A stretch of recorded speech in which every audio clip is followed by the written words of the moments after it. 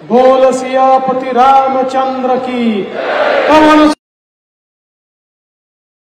सुत हनुमान की, उमापति महादेव की, बोलो जी भाई सब संतन की, सनातन हिंदू धर्म की, गौ माता की, भारत माता की, छत्रपति शिवाजी महाराज की। जय श्री राम, जय श्री राम, जय जय श्री राम। आज नववर्षाच्या स्वागताकरता निघालेल्या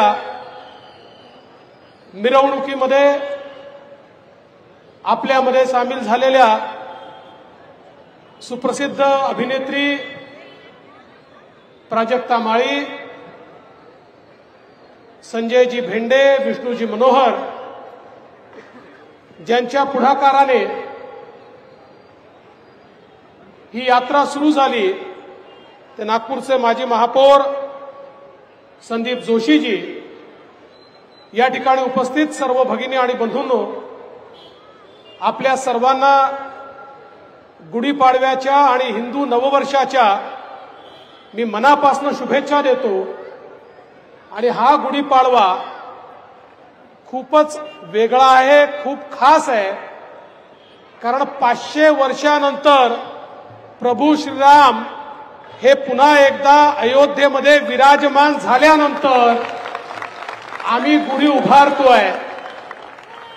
जेव्हा प्रभू श्रीरामांनी रावणावर विजय मिळवला त्यावेळी आम्ही दिवाळी पण साजरी केली, आम्ही गुढी पण उभारली, पण आमचे श्रीराम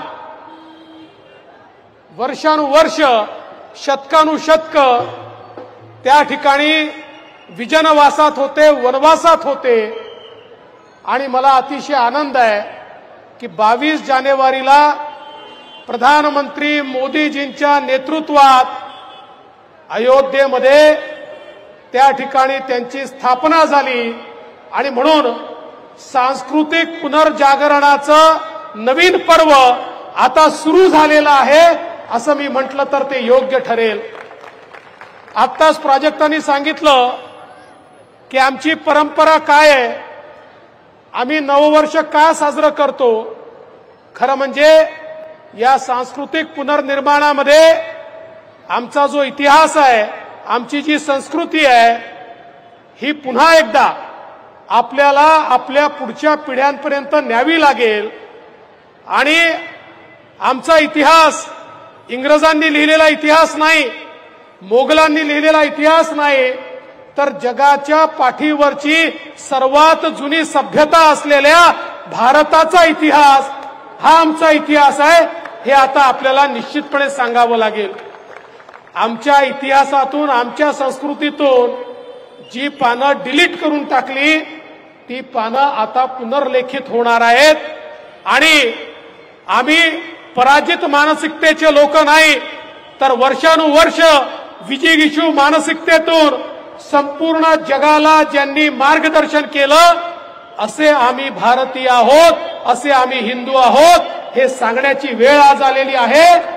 आणि मोदीजींच्या नेतृत्वात नवभारत आज जग पाहतोय। आणि मला विश्वास आहे प्रभू श्रीरामांचा आशीर्वाद मिळाल्यानंतर पुन्हा एकदा भारतामध्ये आणि महाराष्ट्रामध्ये विजयाची नवीन गुढी ही येत्या काळामध्ये आपण उभारणार आहोत। आणि त्याकरता तुमचा सर्वांचा आशीर्वाद हा प्राप्त होणार आहे। आणि म्हणून पुन्हा एकदा तुम्हाला सर्वांना आजच्या दिनाच्या मनापासून शुभेच्छा देतो। संदीपजींचं आणि संपूर्ण टीमचं मनापासून अभिनंदन करतो।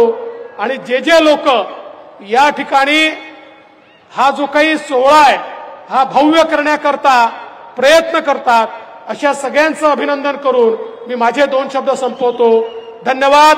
जय हिंद, जय भारत, जय श्रीराम। बोल सियापति रामचंद्र की, पवन सुत हनुमान की, उमापति महादेव की, बोलो जी भाई सब संत।